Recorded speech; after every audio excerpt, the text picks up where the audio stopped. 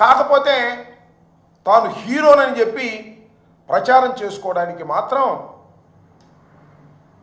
ఆయన వెనుకాడేటటువంటి ప్రశ్న లేదు. వారికి ఉన్నటువంటి మద్దతుగా ఉన్నటువంటి మీడియాలు కూడా అదే కార్యక్రమాలు చేస్తున్నాయి. చంద్రబాబు నాయుడు గారు అధికారంలోకి వచ్చిన తర్వాత సరే హామీలు, ఆయన ఇచ్చిన మాట నిలబెట్టుకుపోవటాలు అనే విషయాలు కాసేపు పక్కన పెడితే అది వేరే సబ్జెక్టు. వచ్చిన తర్వాత ఏం ప్రగల్భాలు పలికారంటే ఈనాడులోనే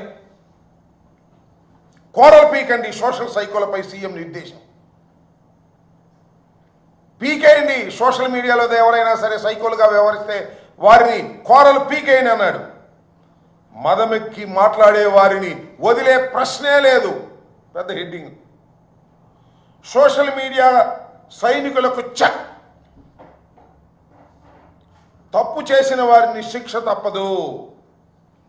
అనుచిత పోస్టులకు తీవ్రమైన పరిణామాలు. ఆ పోస్టులు చూసి నా బిడ్డలు కన్నీరు పెట్టుకున్నారు. పవన్ కళ్యాణ్ గారు మంత్రివర్గంలో వాపోయాడట.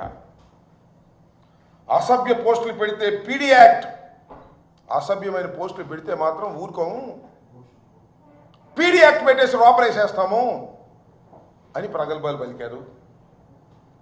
ఇవన్నీ వైసీపీ వారిని లోపల వేయడానికి ఉపయోగించే కార్యక్రమాలే తప్ప చంద్రబాబు నాయుడు గారికి మాత్రం ఆయన పెంచి పోషిస్తున్నటువంటి సోషల్ మీడియాను మాత్రం ఎక్కడ చెక్కు చెదనివ్వాల.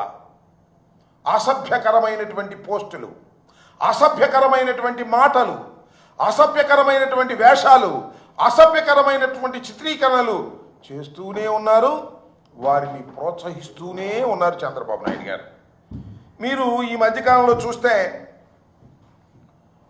మాజీ ముఖ్యమంత్రి జగన్మోహన్ రెడ్డి గారి మీద ఒక ఐటీడీపీ కార్యకర్త ఏ విధంగా మాట్లాడాడో మనం చూసాం. వారి మీద, వారి సతీమణి భారతి గారి మీద ఏ రకమైన అనుచిత వ్యాఖ్యలు చేశారో నేను ప్రత్యేకంగా చెప్పాల్సిన అవసరం లేదు. చాలా సీరియస్గా తీసుకోవాల్సినటువంటి అంశం. మేము పెద్దగా సీరియస్గా తీసుకోలేదు, కానీ ప్రజలు తీవ్రంగా స్పందించారు. సోషల్ మీడియాలో న్యూట్రల్ యాక్టివిస్టులు తీవ్రంగా స్పందించారు. ఏమిటి అన్యాయం? ఇంత దారుణంగా ఎలా మాట్లాడతారు? ఇది తప్పు కదా అని చంద్రబాబు నాయుడు గారు యాక్షన్కి వచ్చేసారండి. తక్షణమే అరెస్ట్ చేయమన్నారు, అరెస్ట్ చేశారు. నేను ఆ రోజునే చెప్పా, ఇదంతా ఒక డ్రామా. జగన్మోహన్ రెడ్డి గారి సతీమణిని అన్న తర్వాత మేము ఊరుకోము అనేటువంటి ఒక డ్రామాని క్రియేట్ చేసి పాపం అతన్ని అరెస్ట్ చేశారు. చేబోలు కిరణ్ అనే వ్యక్తిని. అతను పెంచిపోసింది ఎవరండి?